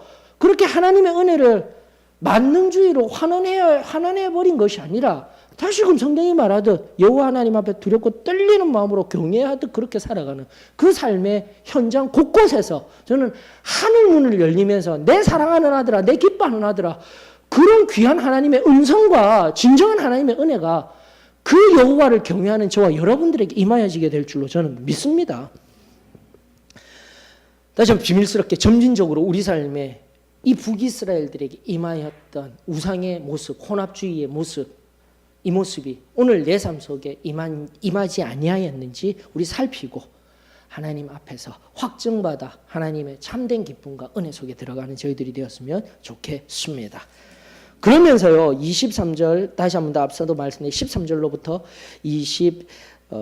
18절까지 두 가지의 지금 방금 제가 알려드렸던 흐름, 여호와 하나님 앞에 범죄하여서 이방과 자신들이 스스로 만든 것 통합하여서 우상이라고 하였습니다. 그 우상이 형성화된 것이 뭐예요? 산당이라고 하였습니다. 그것을 한 번 더 명확하게 재진술한 것이 18절까지의 말씀이라면 19절로부터 23절은 유다, 19절로부터 20절은 이미 유다를 포함한, 이미 열왕기상의 이 저자가 유다를 포함한 에스라에 의한 관점에서 이것을 다시 재진술을 하였다라고 우리가 이 말씀을 이해하게 될 때, 유다도 나중에 BC 587년에 바벨론에 의해서 멸망되어질 그 모든 것을 통합하여서 유다도 또한 어떻게 됐다고요? 지금까지 상고한 북이스라엘이 걸어갔던 그 걸음을 따라감으로 모든 사람들이 어떻게 됐다고? 이 하나님의 백성 전체가 멸망을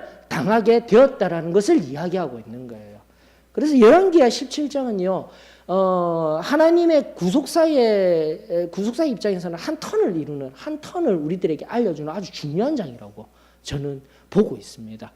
자, 그러면서 24절로부터 또다시 그 뒤에 말씀들은 여러분들 아주 중요한 것이 뭐냐면은, 지금까지 북이스라엘이 멸망한 원인들을 간략하게나마 논리적으로 하나하나 찾아보았죠. 자, 그래서 그 아수르 땅에 누가 지금 들어오게 되었습니까? 바벨론은 이미 다 데리고 갔어요, 남유다는. 그럼 아수르에는 어떻게 해요? 다른 민족들이 들어와서 살면서 일단 민족적으로 어떻게 됐어요? 혼혈이 되었다는 거. 그 첫 번째 이유가 여기에 명확하게 등장하고 있습니다. 자, 그런데 무슨 일이 일어나 버렸습니까? 그렇게 잘 지내던 그들에게 사자가 등장해서, 맞죠? 근데 여기서 사자라 하면은 메신저가 아닙니다. 우엉하는 그 사자예요. 라이온즈예요. 그래 가끔씩 보면은 그 성경 속에 우엉하는 이 사자가 우리가 이 한자어적인 의미를 가지고 보니까 하나님의 사자가 와서 뭔가 영적인 일들로서 이들에게 일하였다라 생각하는데 이런 부분들은 영어 성경과 대조하면서 보셔야 뜻이 명확해집니다. 다시 한 번 더요. 뭐요? 예, 우엉하는 그 사자가 나와서 문제를 일으켜요. 그래서 성경에 보게 되면 그 사자를 통하여서 하나님이 당신의 뜻을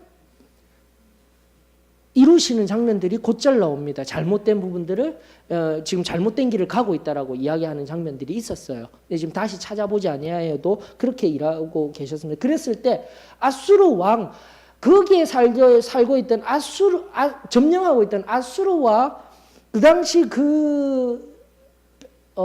북이스라엘을 하나님의 백성, 하나님의 예전에 가나안에 속한 그 땅 속에 살던 그 사람들도 깨닫는 일이 발생하게 되는 겁니다. 26절인 거예요. 이러한 일들, 사자에 의하여서 지금 우리에게 환란이 일어난 이 일들이 무엇 때문에요? 마지막 26절 하반절이에요. 예, 이거 이방 사람들도 안 거예요. 그 땅에 있던 누구예요? 신의 법, 곧 누구의 법입니까? 여호와 하나님의 법. 그래서 누구를 보내는 거예요? 예전에 데려왔던 제사장을 보내는 거예요. 물론 이 아수르라는 신적인 개념 속에서는요, 또 이제 자유주의 신학자들이 이야기하듯 다신적인 사상, 그들의 고대 근동에 의한 고대 근동 땅에서 그 땅마다 신들이 있다라고 얘기하는 거예요. 그래서 여호와는 이 북이스라엘의 그냥 전통적인 땅에 한정된 신. 그럼 우리는 그것을 그렇게 믿고 있지 않습니다. 여호와 하나님은요. 출애굽기 12장에서도 얘기하였잖아요. 전 세계를 모든 민족을 통합하여서 다스리고 일하시는 하나님이신 거예요. 아수르 왕을 통해서도 하나님께서 이 땅에서는 누구의 법이 필요하다고요? 여호와 하나님의 법이 필요하다라고 하였습니다. 자, 그렇게 해서 온 사람이 베델에 와서 28절의 하반절에 어떻게 하였습니까? 베델에 살며 백성에게 이게 핵심이에요. 그래서가 아니라 제가 얼마 전부터 이제 복음에 관한 이번 주 설교를 이것과 관련해서 말씀을 드리고 싶습니다. 여러분들 복음이 뭡니까 물어보는데도 복음에 대해서도 잘 모르실 수가 있어요. 지금 이 제사장이 베델에 와서 한 것이 무엇입니까? 일단 복음이라는 영역 잠깐 조금 이따 놔두시고요. 무엇을 했다고 했죠? 어떻게 하나님을 섬길 것인가죠. 무엇이 빠진 것 같지 않습니까, 여러분들? 복음하고도 끊임없이 연락되고 있어요. 그래서 제가 복음이라고 해요. 지금 여기도 뭔가가 빠졌어요. 근데 열심히 가르쳤거든요. 그러니까 30절로부터 32절을 쭉 읽어보면 이게 문제였구나. 아까 이진영 자매님이 발견하신 32절의 문제가 바로 여기에 등장하는 겁니다. 28절의 그 하반절 때문에 지금 이런 문제가 일어나고 있는 거예요. 빨리 여러분들이 지금 읽고 빨리 답을 찾아보셔야 돼요. 하나가 빠졌어요.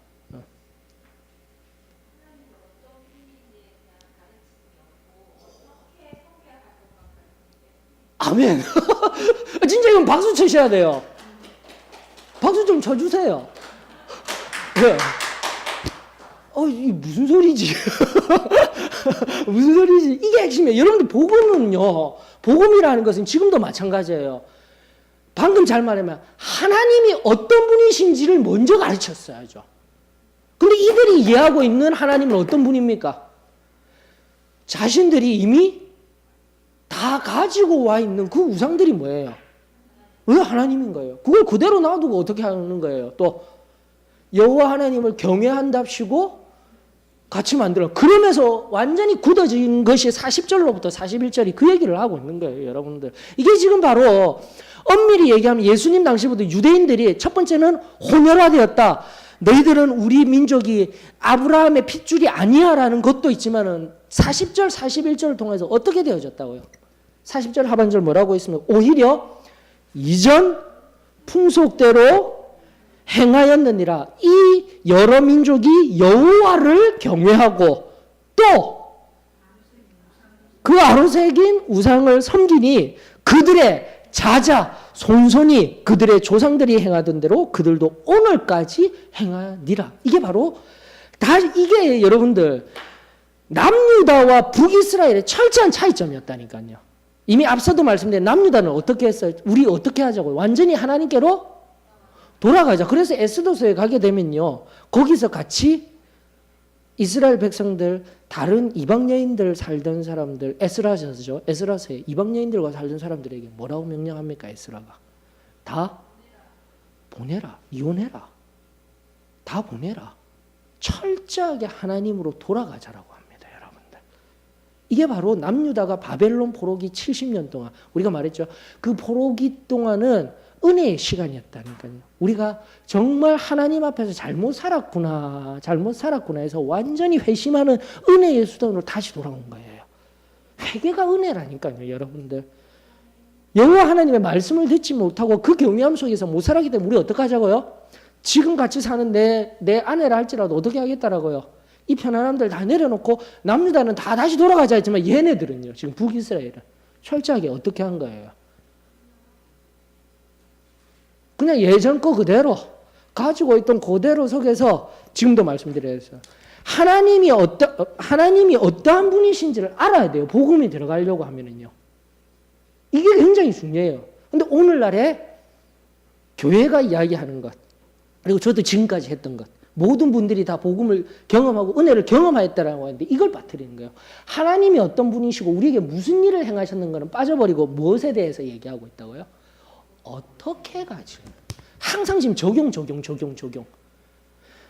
하나님의 은혜도 없는데 하나님이 어떤 분이신지도 나에게 경험되지 못하는데 그냥 교회에 와서 교회 예배 다니면 그는 하나님의 자녀가 이미 되어져 있는 거예요. 그러면서 어떻게 문제만 하니까 나는 힘든데, 그러다 보니 술 마시고 세상에 살면서도 뭐 그 정도는 괜찮아요.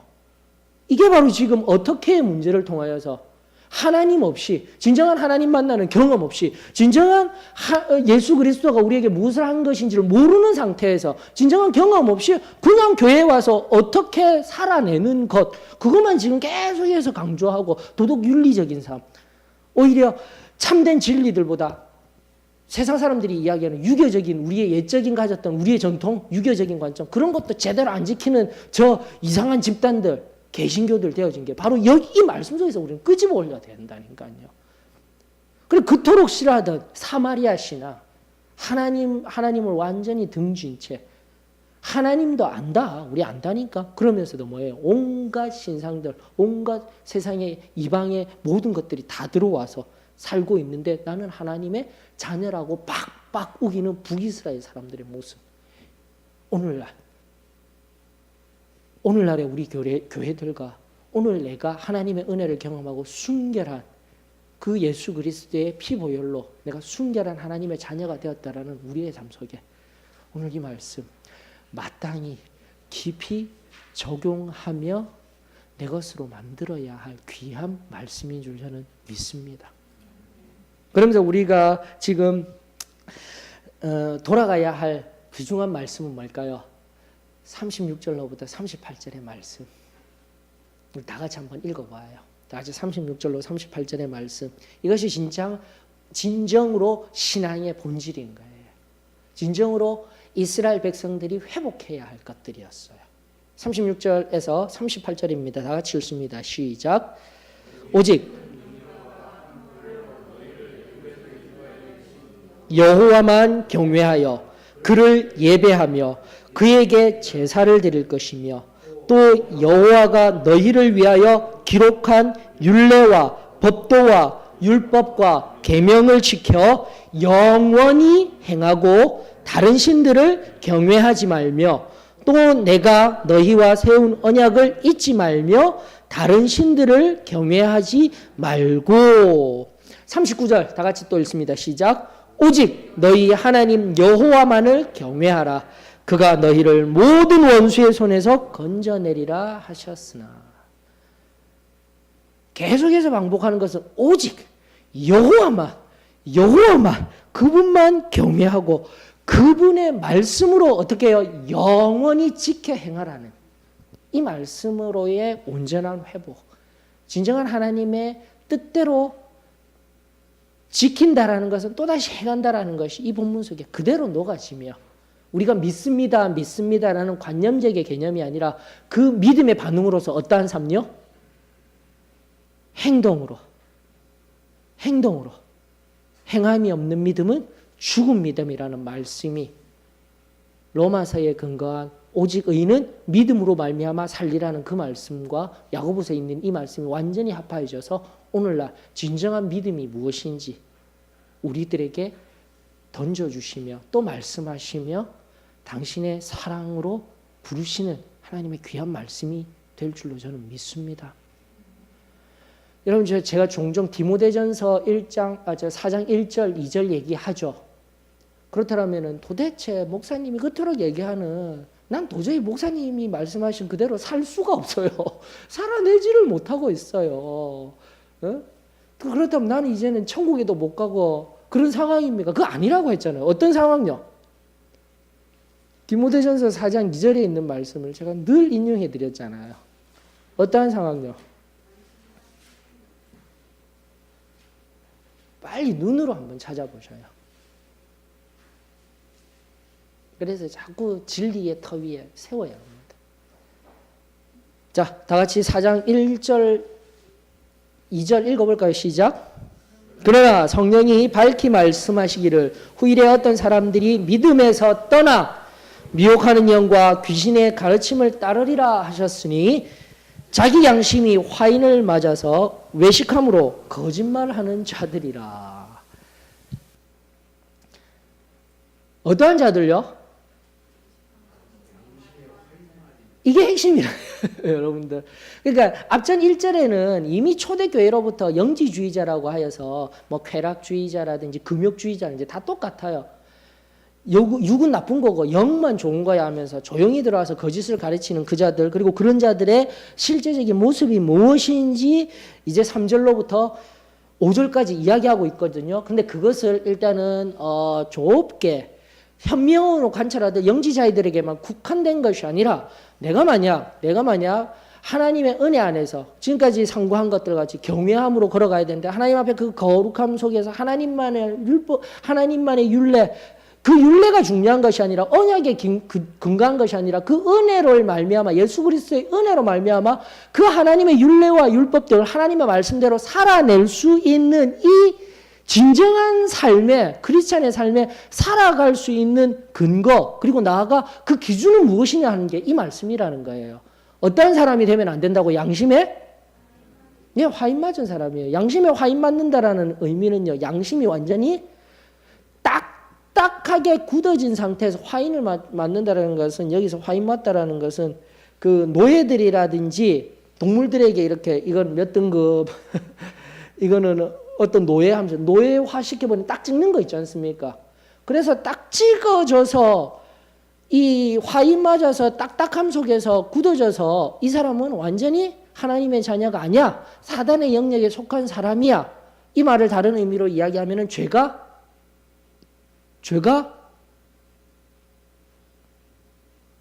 죄인질도 그러니까 제발 이렇게 교회에서 거룩을 강조하고 교회에서 강조하다 보니까 뭐 조그만 하나 이거 여기 너무 마음에 드는 게 있어서 이거 가져갔는데 나는 이제 하나님의 은혜와는 상관없는 자야. 그거 아니라니까요, 여러분들. 그러면서도 여러분들 어떻게 이 나중에 가지고 가놓고도 룰루랄라 하고 살고 계십니까? 어떠셔요? 어우, 내가 그걸 괜히 순간 바라보고는 가지고 왔는데 마음이 힘들어서 어떡하지? 그게 바로 선한 양심이에요. 하나님이 들려주시는 하나님이 내 속에서. 여러분들 다시 한번 강조하지만 성령이 내가 여기에 임하였다고 할지라도 그 상황 속에서 순식간에 내가 실제적으로 죄를 범할 수도 있습니다. 그것은 왜 그런가요? 같이 성경 공부 지금까지 열심히 했는데 자유의지 때문에 또요? 예, 연약하기 때문이에요.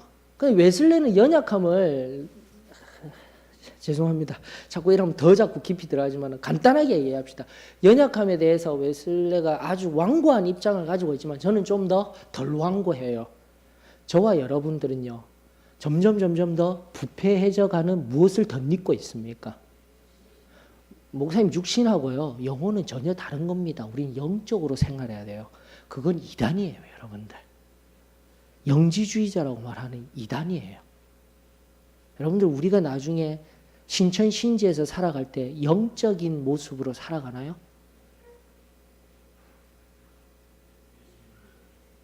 아니에요. 영육이 온전히 산 영화로운 몸으로 살아갑니다. 만약에 이런 기본적인 성경의 진리와 기독교가 가르쳐준 진리를 모르면서 영적인 삶만이 진정한 진리의 삶입니다. 그건 정말 착각인 거예요. 정말 성경을 모르고 얘기하고 있는 거예요. 다시 한 번 더 강조합니다. 하나님이 이 육신을 준 것, 육신을 통한 고난, 배고픔, 아픔, 헐벗음, 그때 순간마다 이 육신의 연약함을 통해서 우리에게 항상 뭐가 오는 거예요? 악의 유혹들이 오는 거예요, 여러분들. 그러면서 영적으로 하나님 앞에 늘어져 내 영이 건강하여지게 되면 내 영이 어떻게 되는 거예요? 내 영혼이 하나님의 말씀과 하나님 앞에 엎드려 은혜를 통해서 내 육체 또한 그 연약해져 가는 결국은 죽음을 향하여서 소멸을 향하여서 이미 아담으로부터 유예되어진 내 죽음이라는 이 죽음 속에서 약해져 가는 이 상황 속에서도 강건하게 일어설 수 있는 능력이 바로 여러분들의 영혼이 잘되고 여러분들이 강건하여짐으로 말미암아 다시 한번 더 내 육체가 강건하여지며 영육으로 온전히 하나님 앞에 강건하게 설 때 가능한 거예요. 하지만 다시 한번 더 인간의 실존은 뭡니까? 이 연약하여져 있는 아픔을 느끼고 계속으로 썩어져 없어져가는 이 육체 속에 육체 속에 이러면 또 이상한 이단 소리 들어요. 이 육과 함께 가고 있기 때문에 끊임없이 뭐가 오는 거예요? 악을 통한 유혹에 의하여서 뭐가 되는 거예요? 죄는 우리 속에 삶 속에 있습니다. 그런데 저는 우리는 은혜 받고 절대 죄가 없는 줄 아셨잖아요. 근데 이제는 다시 얘기하십시다. 지금 은혜 받은 사람들도 다 다시 얘기하십시다. 죄 없이 그렇게 살아오셨습니까? 왜? 다시 한 번 더 지난번에 고범죄 우리가 못한다라는 건 뭐예요? 고의로 범하는 알면서도 뻔뻔하게 양심에 화인 맞을 때까지 그렇게 화인 맞은 상태처럼 죄가 죄인지도 모르고 갈 수 없다라고 얘기 드렸습니다. 절대 못하는 죄예요. 하지만 무지의 죄, 내가 알지 못하고 연약함으로 인하여서 또 뭐예요? 선을 행할 줄 알면서도 하지 않는 죄. 그러면 그게 이제 웨슬레는 그건 아니다. 그것은 그 비고의적인 죄의 영역이 아니다 하는데 바로 우리 그런 의지적인 연약함들이 있어요. 성결함 받았다고 여러분들의 의지가 굳건해집니까? 이거 인정해야 된다니까요. 다만 다시 한번 더 경외함으로 걸어간다라는 의미는 그 완전 성화에 의해서 그 거룩함을 알기 때문에 그 높은 틀 안에서 살아가는 거잖아요. 그럼 은혜도 받았는데도 영에서 시작해서 점진적인 성화로 나아간다는 이거 아니라고 했잖아요. 그럼 우린 나이가 들어가서는 완전히 고상한 사람이 되어져 있어야죠. 나이가 들수록. 근데 엄밀하게 인문학에서도 이야기하고 우리도 잘 아는 바 나이가 들어가면은 어떻게 돼요? 다시 어린아이가 되잖아요. 내 모든 것들이 연약해지면서 물론 안 그러신 분들도 계시지만 저는 우리 소망교회 모든 어머니 아버지들이 안 그러신 분인지를 되어지기를 축원합니다. 바로 이런 것들이 성경 공부 시간 아이고 힘들어 하지만 이런 것들을 조금 더 깊이 살피면서 우리가 정말 승리의 삶을 어떻게 살아갈 것인가 말씀 속에서 배우고 또 은혜를 통해서 하나님이 어떠한 분이시고 예수 그리스도께서 나에게 무엇을 하신 분이신가 이것이 균형 있게 이 복음이 온전히 우리 안에서 날마다 새로워지게 될 때 우리는 온전한 참된 승리의 자리로 나아가게 될 줄로 믿습니다. 다시 한번 어떻게 삶만을 가리키고 나아가는 오늘날의 시대성 속에서 적용만을 이야기하고 있는 오늘날의 시대성 속에서 바로 사마리아 신앙이 바로 그러한 신앙이었습니다라는 것을 우리 성경 공부 시간을 통해서 명확히 하여서 다시금 우리 심령이 어떻게 해요? 여호와 하나님의 율례, 여호와 하나님의 법도를 온전히 지키며 나아가는 은혜. 다시 한 번 더 그럼에도 불구하고 나는 연약한 존재입니다. 양심에 화인 맞은 상태에서 지금도 끊임없이 외식하는 상태. 저는 다 가르쳐 드렸어요. 외식이 아닌 반대 개념은 뭐죠? 앞서도 말씀드린 바와 같이 사람 앞에서 은밀하게 숨어서 뭔가 하는 것. 그거 있으면서도 아무렇지도 않은 살아가는 거. 그게 외식이잖아요. 그게 없으면 되는 거잖아요. 언제라도 어서 오십시오 할 수 있는 것. 내 모든 삶 속에서. 그런 성결함, 그리고 나아가 뭐예요? 거짓 없는 정직한 영으로 나아가는 삶. 이게 바로 진정한 하나님을 경험하고 하나님과 함께 동행하는 진정한 자의 그런 존재가 되어서 그런 빙이 되었을 때에 내가 어떻게 두잉을 하면서 살아갈 수 있는 존재. 그것이 오늘날의 진정한 교회 그리고 우리 소망교회 성도들인 줄 저는 믿습니다. 그냥 단편적으로 우리 하나님 말씀 그냥 듣고 왔다 갔다가 하지 말고 오늘 여기에 오신 분들 모든 분들 한 사람 한 사람 이 말씀의 깊은 은혜 속에서 이제 깨달았다라면은 어떻게 해도 중요하지만은 지금 가장 중요한 것은 결론은 뭘까요? 은혜가 먼저입니다. 이 어떠한 분이 지금도 끊임없이 만나져야 돼요. 지금도 체험이 되어져야 됩니다.